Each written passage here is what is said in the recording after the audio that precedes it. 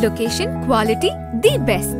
Price, lowest. Stepstone presenting luxury 2 BHK Thinnai apartment, just 69 lakhs. Near Porur Kattupakam. Audi offer registration free. இந்த பட்ஜெட்ல நம்ம போரூர்ல சான்ஸே இல்ல. காவல்துறையை பொறுத்த வரைக்கும் சமீபத்தில் ஒரு ஆய்வு அறிக்கை வந்து வெளியானது. அது இந்தியா முழுவதும் பல மாநிலங்களில் வந்து காவல்துறையினர்கிட்ட எடுத்த கணிப்பின்படி தமிழக காவல்துறையினரில் பெரும்பான்மையினர் வந்து இந்த 3rd degree மெத்தட் சித்திரவதையை வந்து ஆதரிக்கக்கூடியவங்களாக வந்து இருக்கிறாங்க. ரெண்டாவது, காவல்துறை சித்திரவதை செய்வதை வந்து குற்றம் அப்படின்னு சொல்லக்கூடிய சட்டங்களும் இல்லை. அப்படிப்பட்ட சட்டங்கள் இயற்ற வேண்டும் என்றெல்லாம் மனித உரிமை ஆர்வலர்கள் வந்து அதை பற்றி பேசிகிட்டு இருக்காங்க. அதனால் சங்கர் ஜிவால் சொல்கிற மாதிரி இது குறிப்பிட்ட தனித்த சம்பவம் அல்ல, பொதுவாகவே காவல்துறை என்பது அப்படி தான் வந்து இருக்குது. அதிலும் சென்ற எடப்பாடி ஆட்சியின் காலத்தில் வந்து பார்த்திங்கன்னா அதில் கணிசமான அளவு வந்து ஒரு இந்துத்துவா சிந்தனை கொண்ட அதிகாரிகள் நிறைய ஊடுருவிருக்கிறாங்க. 75 வயது எட்டுவிட்டால் அடுத்த ஆளுக்கு வழிவிட வேண்டும் என பேசியிருக்கிறார் RSS தலைவர் மோகன் பாகவத் அவர்கள். இந்த 75 இயர்ஸ் அப்படிங்கிற அந்த ஒரு பேச்சை யாருக்காக குறிப்பிடுகிறார், எதற்காக குறிப்பிடுகிறார்? ஆனால் மோடியை பொறுத்த வரைக்கும் அதெல்லாம் வந்து அப்படி வந்து இல்லாமல் சாகிற வரைக்கும் நான் தான் பிரதமர் அப்படின்ட்டு மோடி, அமித்ஷா அந்த டீம் வந்து முடிவு பண்ணி அப்படி தான் அவங்க செயல்படுத்திட்டு இருக்காங்க. அதை வந்து RSS-ஆல் துரை வைகோவினுடைய நடவடிக்கைகளுக்கு ஆதரவு அளிப்பது போல வைகோவினுடைய இது வந்து நடவடிக்கைகள் வந்து அமையுது. இது மல்லை சத்யாவுக்கு கண்டிப்பாக ஒரு ஏமாற்றமாகத்தான் இருக்கும். இவ்வளோ நாள் விசுவாசமாக வைகோவை ஆதரித்தாலும் அவர் மகன் பக்கம்தான் இருக்கிறாரு, தன்னை போல தொண்டர்கள் பக்கம் நிற்கல அப்படின்ற வருத்தம் என்பது வந்து இருக்கும். திமுகவை எதிர்ப்பதற்காக அன்றைக்கு வந்து ஒரு ஜெயலலிதாவோட கூட்டணி வந்து சேர்றாரு. அது சேர்ந்தது தவறுன்னு இப்போ தோன்றி என்ன பிரயோஜனம்? காலங்கள் வந்து கடந்து எல்லாம் முடிஞ்சு போயிச்சே. இன்றைக்கி மதிமுக வந்து கரைந்து போய் அந்த ஒரு மிகச்சிறிய கட்சியாக அது வந்து மாறிவிட்டது. அதனால் இவ்வளோ வருஷத்துக்கு பிறகு வைகோவுக்கு அப்படி ஒரு ஞானோதயமோ அப்படி ஒரு தெளிவோ வர்றதுனால அது எந்த விளைவையோ மாற்றத்தையோ வந்து ஏற்படுத்த போகிறதில்ல. மற்றபடி அவங்களுக்கு வந்து வன்னிய மக்கள்கிட்டயே இன்றைக்கி செல்வாக்கு பெரிய அளவுக்கு இல்லை. சரி, இருக்கிற கொஞ்ச நஞ்ச செல்வாக்கு கூட அது யார் பக்கம் இருக்குதுன்னா ராமதாஸ் பக்கம்தான் வந்து இருக்குது. ஆனால் அன்புமணி கையில் வந்து கட்சி இருக்குது, கட்சி நிர்வாகிகள் பெரும்பான்மைன்னு அவர் வச்சுருக்கிறாங்க. இவர்கிட்ட கொஞ்சம் நிர்வாகிகள் இருக்கிறாங்க, வன்னிய மக்களுடைய ஒரு பகுதி பிரிவினர் இவரை வந்து ஆதரிக்கிறாங்க. இந்த சண்டை தொடர்ந்து நடந்துகிட்டு இருக்கிறது யாருக்கு வந்து தலைவலி அப்படின்னா பிஜேபிக்கு தான் தலைவலி.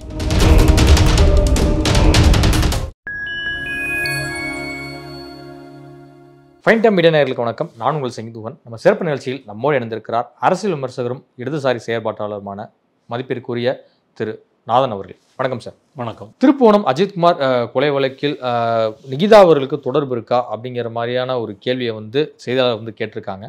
அது மட்டும் இல்லாமல் நிகிதா மீது பல மோசடி புகார்கள் இருக்கிறது குறித்தும் வந்து கேட்டதற்கு தமிழ்நாடு டிஜிபி சங்கர் ஜிவால் அவர்கள் என்ன சொல்லியிருக்காரு அப்படின்னா, தமிழ்நாட்டில் ஒரு குறிப்பிட்ட வழக்கை வச்சுக்கிட்டு நீங்கள் ஒட்டுமொத்த காவல்துறையை நீங்கள் குறை சொல்ல விட முடியாது. நிறைய டிபார்ட்மெண்ட்டில் வந்து பார்த்தீங்கன்னா எல்லா வழக்குகளையும் வந்து தீர விசாரித்து உரிய முறையில் வந்து நீதிமன்றத்தில் ஆஜர்படுத்தி தான் இருக்கும் அப்படின்னு மாதிரி குறிப்பிட்டிருக்காரு. இதை நம்ம எப்படி புரிஞ்சுக்கணும்? காவல்துறையை பொறுத்த வரைக்கும் சமீபத்தில் ஒரு ஆய்வு அறிக்கை வந்து வெளியானது. அது இந்தியா முழுவதும் பல மாநிலங்களில் வந்து காவல்துறையினர்கிட்ட எடுத்த கணிப்பின்படி தமிழக காவல்துறையினரில் பெரும்பான்மையினர் வந்து இந்த 3rd degree மெத்தட் சித்திரவதையை வந்து ஆதரிக்கக்கூடியவங்களாக வந்து இருக்கிறாங்க. இப்போ நீங்கள் அஜித்குமார் வந்து போலீஸ் அடித்து கொலை செய்யப்பட்டார் அப்படின்றதை வந்து எதிர்க்கக்கூடிய இதே மக்கள் ஏதாவது வந்து ஒரு ரேப் கேஸ்லேயோ அல்லது வேறு ஏதாவது பிரச்சனையிலையோ அதில் சம்மந்தப்பட்ட குற்றவாளிகளை வந்து என்கவுண்டர் பண்ணணும், அது என்கவுண்டர்னால் வந்து போலீஸ் நேரடியாக துப்பாக்கி எடுத்து சுட்டு கொல்லணும் அப்படின்னு சொல்லக்கூடிய மனநிலையில் தான் மக்கள் வந்து இருக்கிறாங்க. மக்களை பொறுத்தவரை வந்து இப்போ நீங்கள் கோவையில் வந்து 2 குழந்தைகள் அது மாதிரி பாதிக்கப்பட்ட போது உடனடியாக போலீஸ் வந்து குற்றவாளிகளை வந்து கொல்லுது. இங்கே ஆம்ஸ்டாம் கொலை எடுத்துக்கிட்டிங்கன்னா அந்த திருவேங்கடம் அவங்களையெல்லாம் வந்து ஃபேக் என்கவுண்டரில் வந்து கொல்றாங்க. அல்லது இப்போ ஞானசேகரன் வந்து அண்ணா பல்கலைக்கழக அந்த கொடுமைக்காக கைது செய்யப்பட்ட போது அவரை காலை உடைத்து வந்து மாவுக்கட்டு கட்டி அதை ஃபோட்டோவாக வெளியிடுறாங்க. இந்த மாவுக்கட்டு வந்து குற்றவாளிகளுக்கு வந்து கை காலை உடைப்பது என்பது வந்து தொடர்ந்து நடைபெறுகிறது. அப்போ நீங்கள் ஒட்டுமொத்தமாக பார்த்தீங்கன்னா காவல்துறை வந்து ஏற்கனவே இந்த மாதிரி கொட்டடிக்கை சித்திரவதைகளை வந்து செய்து கொண்டு தான் இருக்குது. அப்போல்லாம் மக்கள் வந்து அதை ஆதரிக்கிறாங்க. ஏன் ஆதரிக்கிறாங்க அப்படின்னு சொன்னால் குற்றவாளிகளுக்கு உடனடியாக தண்டனை கொடுத்துட்டாங்க. எவ்வளவு கூடிய குற்றவாளியாக இருந்தாலும் சரி அந்த குற்றவாளிக்கு வந்து சட்டப்படி வந்து நீதிமன்றத்தில் வந்து வழக்காடி தான் தண்டனை வாங்கி தர வேண்டுமே தவிர, இதே ஞானசேகரனுக்கு நீதிமன்றத்தில் 5 மாதங்களில் வந்து வழக்கு போட்டு விசாரித்து 30 ஆண்டுகள் தண்டனை கொடுத்துருக்குறாங்க. இது சரியானது. அவர் காலை உடைத்து நீங்கள் வந்து அப்படி மக்கள் மத்தியில் வந்து ஒரு அபிப்பிராயத்தை, நல்ல அபிப்பிராயத்தை, செல்வாக்கை பெறுவதற்காக ஏன் காலை உடைக்கணும்? அதற்கு வந்து காவல்துறைக்கு வந்து என்ன உரிமை இருக்கிறது?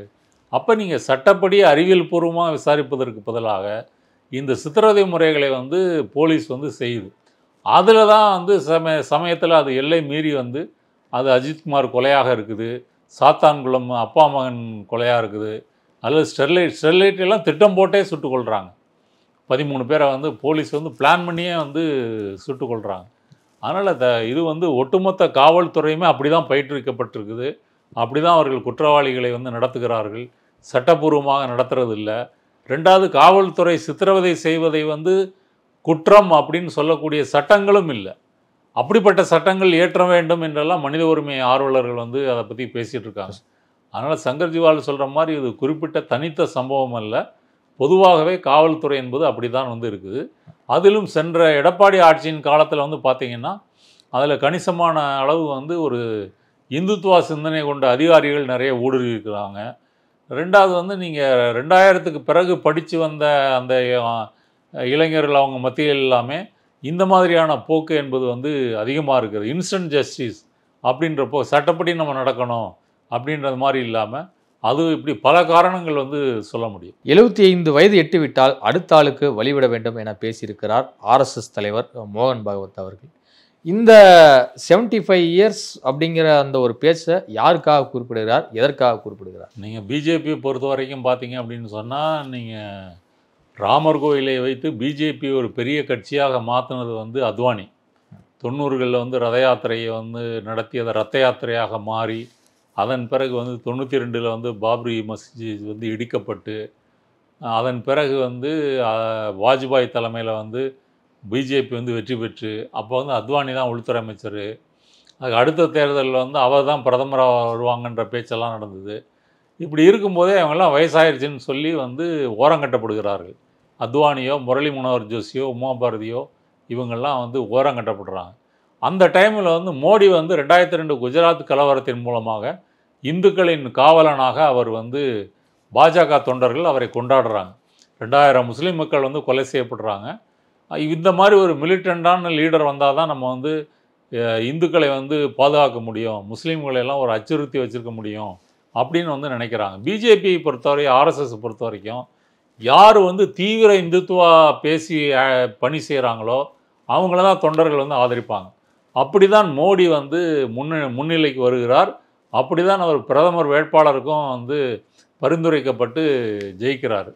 ஆனால் மோடி ஒன்ஸ் ஜெயிச்சு 10 வருஷம் ஆட்சி ஆண்ட பிறகு இந்த சீன் வந்து மாறுது. RSS இந்த கண்ட்ரோல் என்பது வந்து அமித்ஷா, மோடி அப்படின்னு அந்த கும்பல் கையில் போய் சேரக்கூடிய ஒன்றாக வந்து மாறிடுது. அவங்க மோடியினுடைய இமேஜ் வந்து RSSனுடைய பலத்தை விட அதிகம். இப்போ RSS வந்து பல தேர்தல்களில் பிஜேபிக்காக வேலை செய்யும், கேடர்ஸ் வந்து அனுப்பும். பிஜேபியில் இருக்கக்கூடிய அமைப்பு செயலாளர்கள்லாம் பார்த்திங்கன்னா RSSனுடைய பிரச்சாரக்குகளாக வந்து இருப்பாங்க.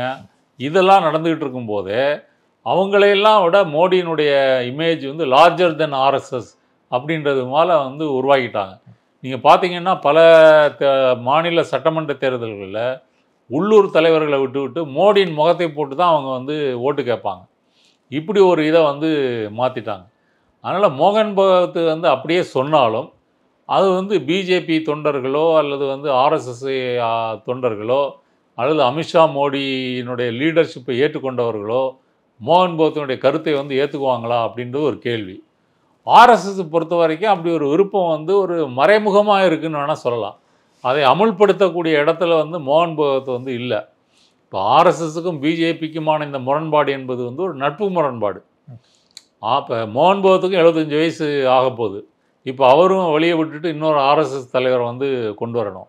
இப்போ போன தடவை வந்து நாக்பூரில் வந்து RSS அலுவலகத்துக்கு வந்து மோடி வந்த போதே இந்த விவாதங்கள் வந்து பத்திரிகைகள் வந்து அடிபட்டன. இந்த மாதிரி அடுத்த பிரதமர் யார், அடுத்த தலைவர் யார், 75 வயது முடிஞ்சதுனால புதிய தலைவர்கள் வருவாங்களா இப்படின்லாம் வந்து கேள்வி அடிபட்டுது. ஆனால் மோடியை பொறுத்த வரைக்கும் அதெல்லாம் வந்து அப்படி வந்து இல்லாமல் சாகிற வரைக்கும் நான் தான் பிரதமர் அப்படின்ட்டு மோடி அமித்ஷா அந்த டீம் வந்து முடிவு பண்ணி அப்படி தான் அவங்க செயல்படுத்திட்டு இருக்காங்க. அதை வந்து ஆர்எஸ்எஸ்ஸால் மாற்றுவது என்பது வந்து கடினம். மதிமுகவில் தற்போது ஒரு மிகப்பெரிய ஒரு யுத்த கிழமை நடக்குது அப்படின்னு சொல்லலாம். குறிப்பாக மதிமுக பூஜா வைகோ அவர்கள் வந்து மல்லை சத்யாவை கிட்டத்தட்ட ஒரு துரோகி அப்படிங்கிற மாதிரிலாம் வந்து பேச ஆரம்பிச்சிருக்காரு. இவ்வளோ வருஷம் உங்களுக்காக 31 ஆண்டுகளுக்கு மேலே உழைச்சிருக்கேன், என்ன நீங்கள் வந்து இந்த வார்த்தையை குறிப்பிட்டு நீங்கள் பேசுவதா அப்படின்னு சொல்லிட்டு மல்லை சத்யாவும் ஒரு பக்கம் வந்து தனது வருத்தத்தையும் வந்து ஒரு பக்கம் பதிவு பண்ணுறாரு. மல்லை சத்யா வெளியேற்றப்படுகிறாரா, என்ன நடக்குது? இப்போ மதிமுகவை பொறுத்த வரைக்கும் திமுகவிலிருந்து பிரிந்து வந்தபோது பல மாவட்ட செயலாளர்கள் வைகோ பக்கம் வந்து வந்தாங்க. அப்போது வந்து அவருக்கு வந்து பின்னாடி வந்து ஒரு பெரிய கட்சி பலம் பின்னணியெல்லாம் இருந்தது போல் இருந்தது. ஆனால் காலப்போக்கில் அவர் வந்து ஏடிஎம்கே டிஎம்கே கூட கூட்டணி வைத்து அவருடைய தனித்தன்மையை வந்து இழந்து விட்டார். வைகோ வந்து எதுக்காக திமுகலேருந்து பிரிஞ்சு வந்தாரோ, கொள்கை ரீதியாக பிரியலை, நான் வைகோ வந்து முன்னிறுத்த மாட்டோன்னு கலைஞர் நினைக்கிறாரு அப்படின்னு சொல்லிட்டு தான் இவர் வந்து ஸ்டாலினுக்கு போட்டியாக வைகோ வந்துடுவார் அப்படின்னு சொல்லி தான் இவர் வந்து வெளியே வராரு. அப்படி வந்தவர் வந்து தன்னுடைய தனித்தன்மையெல்லாம் வந்து காப்பாற்ற முடியலை. இப்போ தமிழகம் முழுக்க பிரச்சாரம்லாம் போயிருக்காரு, பாத யாத்திரை போயிருக்காரு. இப்படியெல்லாம் இருந்தும் கூட மதிமுக வந்து 2 கட்சிகளோட மாறி மாறி கூட்டணி வைத்ததுனால அதனுடைய கிரெடிபிலிட்டி வந்து இழந்து போயிடுச்சு. இன்றைக்கு வந்து மதிமுகவுக்கு வந்து ஒரு பெரிய ஒரு ஓட் பேங்கோ அல்லது ஒரு பெரிய தொண்டர் படையோ அல்ல குறிப்பிட்ட மாவட்டங்களில் செல்வாக்கு இருக்குதோ அப்படியே வந்து சொல்ல முடியாது.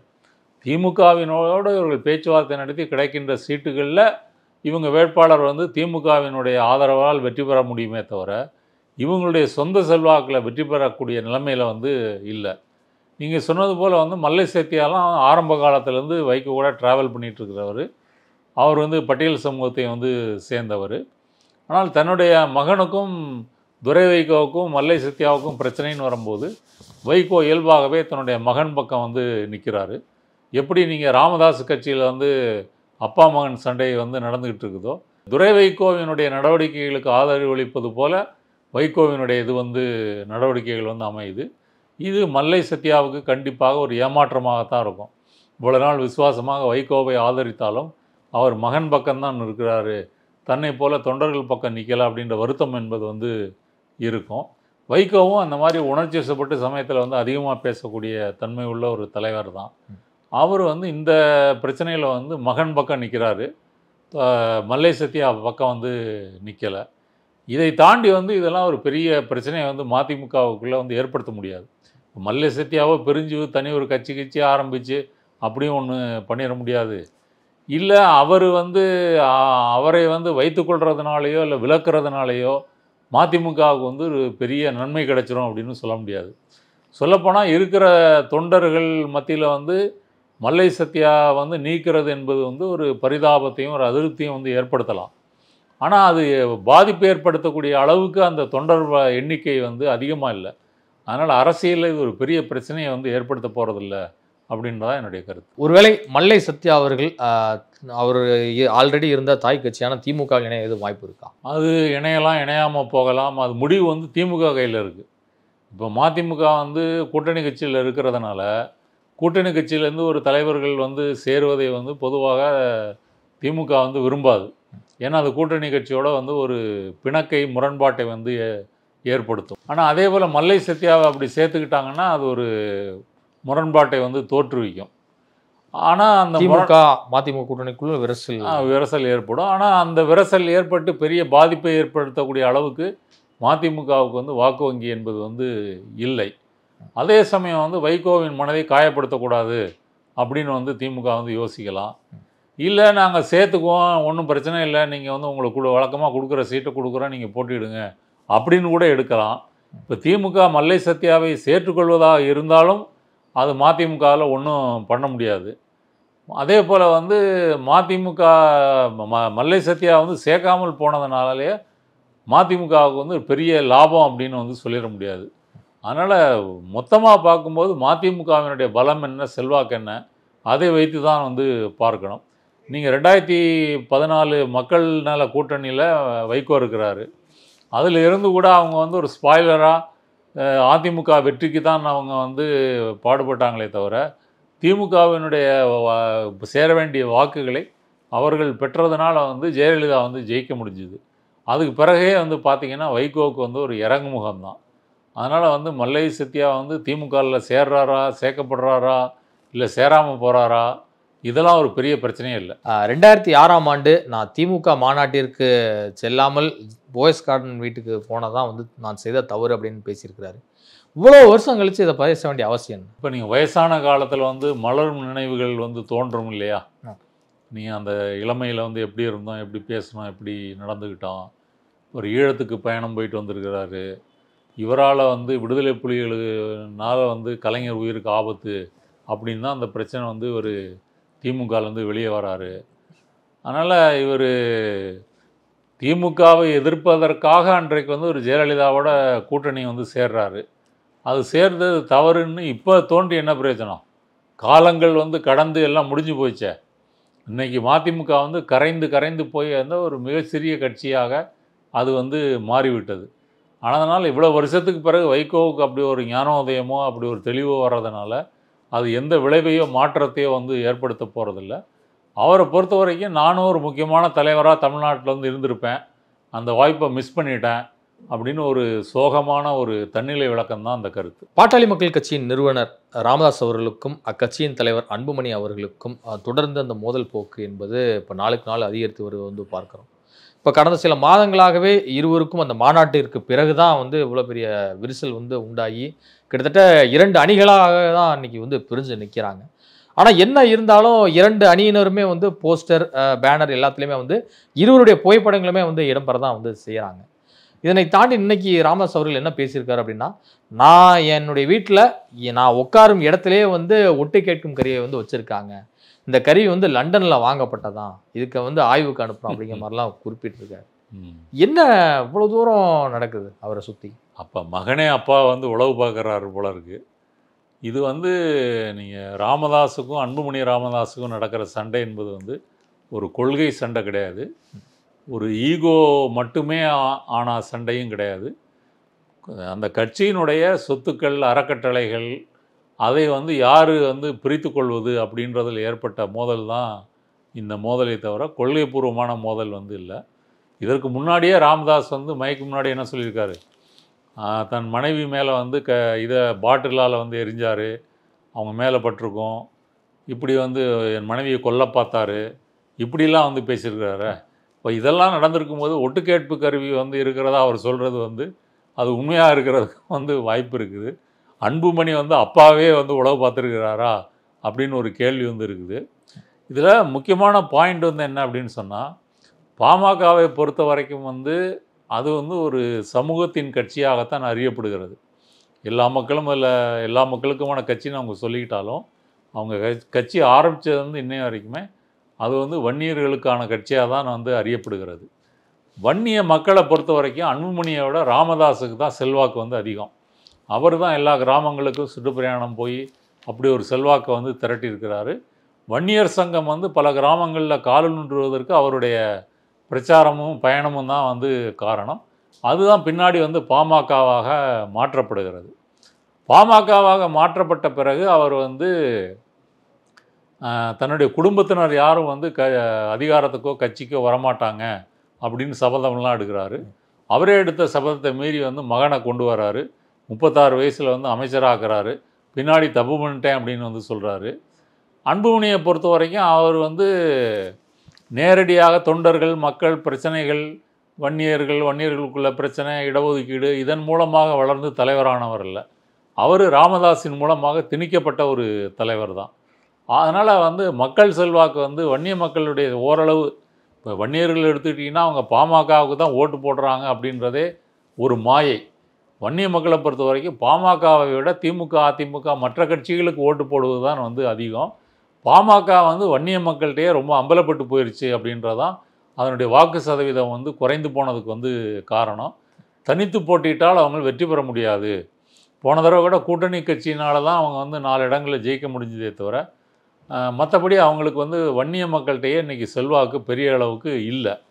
சரி, இருக்கிற கொஞ்ச நஞ்ச செல்வாக்கு கூட அது யார் பக்கம் இருக்குதுன்னா ராமதாஸ் பக்கம்தான் வந்து இருக்குது. ஆனால் அன்புமணி கையில் வந்து கட்சி இருக்குது, கட்சி நிர்வாகிகள் பெரும்பான்மைன்னு அவர் வச்சுருக்கிறாங்க. இவர்கிட்ட கொஞ்சம் நிர்வாகிகள் இருக்கிறாங்க, வன்னிய மக்களுடைய ஒரு பகுதி பிரிவினர் இவரை வந்து ஆதரிக்கிறாங்க. இந்த சண்டை தொடர்ந்து நடந்துகிட்டு இருக்கிறது யாருக்கு வந்து தலைவலி அப்படின்னா பிஜேபிக்கு தான் தலைவலி. பிஜேபியை பொறுத்தவரையும் இங்கே வந்து திமுகவை மீண்டும் ஆட்சிக்கு வரக்கூடாது என்பதற்காகத்தான் அவர்கள் அதிமுகவை மிரட்டி வளைத்து கூட்டணிகள் வந்து கொண்டு வந்திருக்காங்க. பாமக, தேமுதிக இப்படி எல்லாரும் சேர்ந்தால்தான் ஒரு பலமான கூட்டணி வந்து உருவாக்க முடியும் அப்படின்னு பிஜேபி எண்ணிக்கொண்டிருக்கும்போது இந்த அப்பா மகன் சண்டை வந்து ஒரு கிளைமேக்ஸ் இல்லாமல், எண்டு கார்டு இல்லாமல் தொடர்ந்து போயிட்டே வந்து இருக்குது. இப்படி போயிட்டே இருக்கிறது வந்து பிஜேபிக்கு தான் முக்கியமான பிரச்சனையே தவிர ராமதாஸுக்கும் அன்புமணியும் பொறுத்த வரைக்கும் அது பெரிய பிரச்சனை வந்து இல்லை. அவங்க வந்து இந்த சண்டையை தொடர்ந்து போடுவார்கள் என்று தான் தோன்றுகிறது. இவர்களுக்கிடையே ஏற்பட்ட அந்த முரண்பாடுக்குள்ளே ஒரு சமாதானம், சமரசம் அப்படின்றது வந்து நடப்பதற்கு வந்து வாய்ப்பு இல்லை. அதனால் நீங்கள் வந்து தினசரி இந்த மாதிரி அதிரடியான செய்திகள் வந்து டெய்லி வந்துக்கிட்டு இருக்கோம். அதில் லேட்டஸ்ட் நியூஸ் தான் இந்த ஒட்டுக்கேட்பு கருவி. இல்லை, நேற்று நடந்த ஒரு பொதுக்குழுவில் பேசும்போது ராமதாஸ் அவர்கள் என்ன சொல்கிறாருன்னா, என்னுடைய பேரை அவர் பயன்படுத்தக்கூடாது, இனிஷியலை வேணால் பயன்படுத்திக்கலாம் அப்படிங்கிறார். ஏன் இவ்வளோ தூரம் மகன் மீதான ஒரு இல்லை, அதுதான் சொல்லிட்டேன். அது வந்து சொத்து, பங்கு, அறக்கட்டளைகளில் யார் இருக்கணும், யார்கிட்ட எந்த சொத்தை யார் வச்சுருக்கணும், அதற்கான சண்டை தாங்க வந்து இது. இப்போ அவர் வந்து அந்த காந்தி அவங்க மகளுடைய மகனை வந்து கொண்டு வர்றார் இல்லையா, பரசுராமனா, முகுந்தனை வந்து கொண்டு வர்றாரு. அன்புமணிக்கு வந்து பிடிக்கலை. சௌமியா அன்புமணி வந்து ராமதாஸுக்கு வந்து பிடிக்கலை. இது எல்லாமே வந்து பாமகவினுடைய சொத்துக்களை, அறக்கட்டளைகள் யார் கையில் வைத்திருப்பது அப்படின்றது தான். அன்புமணியை பொறுத்த வரைக்கும் போன தேர்தலில் வந்து பிஜேபி கூட்டணி அப்படின்னு வந்து அதில் தான் இருக்கணும் அப்படின்னு வந்து சொல்கிறாரு. ராமதாஸுக்கு விருப்பம் இல்லை. சௌமியாவும் அன்புமணியும் வந்து ஒரு வாரி சமாளித்து பிஜேபி கூட்டணியில் வந்து சேர்றாங்க. அப்போ வாயை திறக்காத ராமதாஸ் இப்போ வந்து என் காலில் விழுந்து கெஞ்சினாங்க, நான் கெஞ்சிட்டு இருக்கும்போதே வெளியே பாரத் மாதாக்கு ஜெயின்னு சத்தம் கேட்குது அப்படின்னு வந்து சொல்கிறாரு. அதனால் நான் என்ன நினைக்கிறேன்னா, ஒரு சந்தர்ப்பம் என்பது ரெண்டு பேர்கிட்டையும் இருக்குது. ரெண்டு பேருமே ஹானஸ்ட்டாக வந்து தங்கள் பிரச்சனைகளை வந்து பேசலை. இந்த மாதிரி ஒரு காரியவாதமாக, சந்தர்ப்பவாதமாக மாறி மாறி தான் பேசிக்கிறாங்களே தவிர, நான் 36 வயசில் என் பையனை வந்து அமைச்சராக்கணும் தானே பெரிய தப்புன்னா, அப்போ உங்களுக்கு ஏன் சரியாக தோன்றியது? அப்போ குடும்ப உறுப்பினர்கள் யாரும் நான் கட்சிகளை கொண்டு வர மாட்டேன் அப்படின்ற நிபந்தனை நீங்கள் ஏன் நிறைவேற்றவில்லை? அப்போ உங்களுடைய சுயநலம், உங்கள் குடும்பம், வாரிசு எல்லாமே உங்களுக்கு வந்து முக்கியமாகப்பட்டது. இப்போ வந்து அன்புமணி வந்து உங்களை விட ஓவர்டேக் பண்ணி போகிறாரு. நீங்கள் இந்தியாவை பொறுத்த வரைக்கும் வந்து இந்த அப்பா மகனுக்கு வந்து இந்த பவர் டிரான்ஸ்மிஷன் என்பது பல கட்சிகளில் வந்து ஸ்மூத்தாக நடந்திருக்கு, பல கட்சிகளில் பிரச்சனையாக நடந்திருக்கு. ஓகே, இப்போ முலாயம் சிங் யாதவ், அகிலேஷ் யாதவ் இதை எடுத்துக்கிட்டிங்கன்னா அவங்களுக்கும் அந்த மாதிரி பிரச்சனை வந்தது. அப்புறம் அங்கே கட்சி வந்து அகிலேஷ் யாதவ் கையில் வந்து போகுது. இங்கே பொறுத்த வரைக்கும் அந்த அதிகார மாற்றம் என்பது சுமூகமாக நடைபெறலை. அதுக்கு வந்து அன்புமணி பக்கமும் வந்து காரணங்கள் இருக்கலாம், ராமதாஸ் பக்கமும் காரணம் இருக்கலாம். மொத்தத்தில் ஒரு குடும்ப கட்சியாக இருக்குது அப்படின்றது மட்டும் தெரியுது. ஜிகே மணியோ அல்லது மூர்த்தியோ அந்த மாதிரி அருளோ இப்படி பல தலைவர்கள்லாம் ஆரம்ப காலத்துலேருந்து பாமகவில் வந்து பாடுபட்டாலும் இப்போ அவங்களையெல்லாம் ஓரமாக வச்சுக்கிட்டு அன்புமணியை முன்னிலைப்படுத்த வேண்டிய அவசியம் என்ன? இதை செஞ்சது வந்து ராமதாஸ் தான். இன்றைக்கி அன்புமணி தானே தன்னுடைய சொந்த செல்வாக்கில் தானே ஒரு தலைவர்னு நினைக்கிறாரு. இனி டேடி வந்து தேவையில்லை, நம்மளே வந்து நான் கட்சியை பார்த்துக்கலாம், கூட்டணியை நம்மளே பேசிக்கலாம், கூட்டணி மூலம் வரக்கூடிய வருவாயை நம்மளே வந்து பார்த்துக்கலாம் இப்படின்னு ஒரு இதுக்கு வந்து அவர் வந்து போகிறாரு. அப்பாவை ஆலோசிக்க வேண்டிய அவசியம் இல்லை. அதே போல் அப்பாவின் தனது உடன்பிறப்புகளுக்கும் அவங்களுக்கான ஷேரையும் கொடுக்க வேண்டிய அவசியம் இல்லை. முழு கட்சி தன்னுடைய கண்ட்ரோலில் இருக்கட்டும் அப்படின்னு அவர் வந்து நினைக்கிறாரு. ராமதாஸ் வந்து இல்லை, சாகிற வரைக்கும் நான் தான் தலைவர் அப்படின்னு அவர் வந்து நினைக்கிறாரு. அதனால் இந்த மோதல் வந்து இது வந்து ரெண்டும் சமாதானம் அடைவதற்கு வந்து வாய்ப்பு இல்லை. இன்னும் அதிகமாகலாம். அவர் இவரை நீக்கலாம், இவர் அவரை நீக்கலாம். அப்படி தான் இது போய் முடியும். இதுவரை உங்கள் பல்வேறு கருத்துக்களுடைய நன்றி சார். நன்றி.